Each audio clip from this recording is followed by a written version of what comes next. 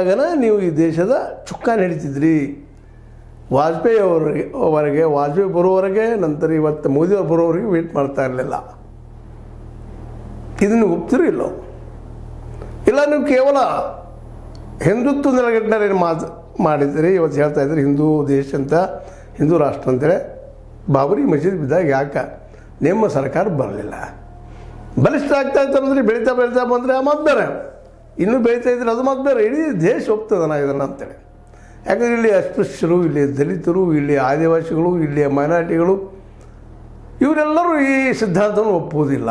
ಇವರು ಮ್ಯಾಕ್ಸಿಮಮ್ ಇದ್ದಾರೆ, 85% ಇದ್ದಾರೆ. ನಿಮ್ಗೆ ಗೊತ್ತಿಲ್ಲ. ಇತ್ತೀಚೆಗೆ ಒಪ್ತಾ ಇದ್ದಾರೆ. ಯಾಕಪ್ಪ ಅಂತಂದ್ರೆ ನಿಧಾನಕ್ಕೆ ನೀವು ಇವತ್ತು ಲಿಬ್ರಲ್ ಆಗ್ತಾಯಿದ್ದೀರಿ. ನಮ್ಮ ಪ್ರಧಾನಿ ಹಿಂದುಳಿದವರು, ಆ ರೀತಿಯಾಗಿ ನಾವು ಮೀಸಲಾತಿ ವಿರೋಧಿ ಅಲ್ಲ, ಅನೇಕ ವಿಷಯಗಳು ನೀವು ಒಳಗೆ ಹೇಳೋದನ್ನು ಗೊತ್ತಿಲ್ಲ. ಇದನ್ನು ಹೇಳೋದ್ರಿಂದ ನಿಮ್ಮ ಸಮೀಪ ಬರ್ತಾ ಇದ್ದಾರೆ. ಹೀಗಾಗಿ ನಿಧಾನಕ್ಕೆ ಒಪ್ಕೊಳ್ತಾ ಇದ್ದಾರೆ. ಆದರೆ ನೀವು ತಿಳಿದಂತಹ ಹಿಂದುತ್ವದ ಮನುಸ್ಮೃತಿ, ಹಿಂದುತ್ವದ ಮೇಲೆ ಎಲ್ಲ ಜನಕ್ಕೆ ವಿಶ್ವಾಸ ಇಲ್ಲ. 85% ಜನಕ್ಕೆ ವಿಶ್ವಾಸ ಇಲ್ಲ. ಇದು ಗೊತ್ತಿಲ್ಲ. ಬಟ್ಟಾಗೆ ಗಟ್ಟಾಗೆ ಏನು ಹೇಳ್ತಾ ಇದ್ರಿ, ಗೆಲ್ತಾ ಇದ್ರಿ, ಗೆಲ್ರಿ. ಗೆಲ್ಲೋದು ಫೈನಲ್ ಅಂತಲ್ಲ. ಇನ್ನು ಇನ್ನೊಂದು ಪ್ರಮುಖವಾದ ವಿಷಯ ಭಾಳ ಮಾತಾಡಬೇಕಾಗಿದೆ. ಜಗತ್ತಿನ ವಿಷಯ ನೆನಪಿಟ್ಟುಕೊಂಡು, ಜಗತ್ತಿನಲ್ಲಿ ಯಾವ ಧರ್ಮದ ನೆಲೆಗಟ್ಟಿನಲ್ಲಿ ದೇಶಗಳು ರಚನೆ ಆದವೋ, ರಾಷ್ಟ್ರಗಳು ರಚನೆ ಆದವೋ,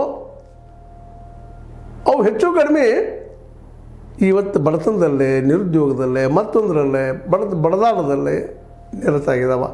ದೇಶ ಡೆವಲಪ್ಮೆಂಟ್ ಆಗಿಲ್ಲ ಅನ್ನೋದು ನಿಮಗೆ ಹೆಚ್ಚು ಉದಾಹರಣೆ ಕೊಡ್ಬೋದು ನಾವು.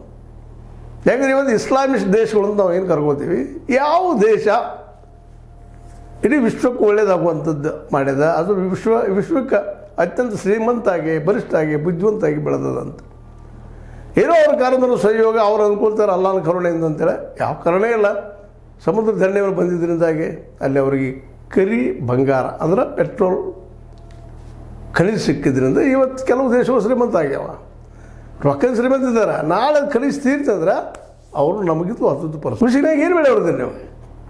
ಆದರೂ ಕರಿ ಎಣ್ಣೆ ಇರೋ ತನಕ ಅವ್ರ ಬೆಲೆ ಅದು ಅವ್ರ ಶ್ರೀಮಂತಿಗೆ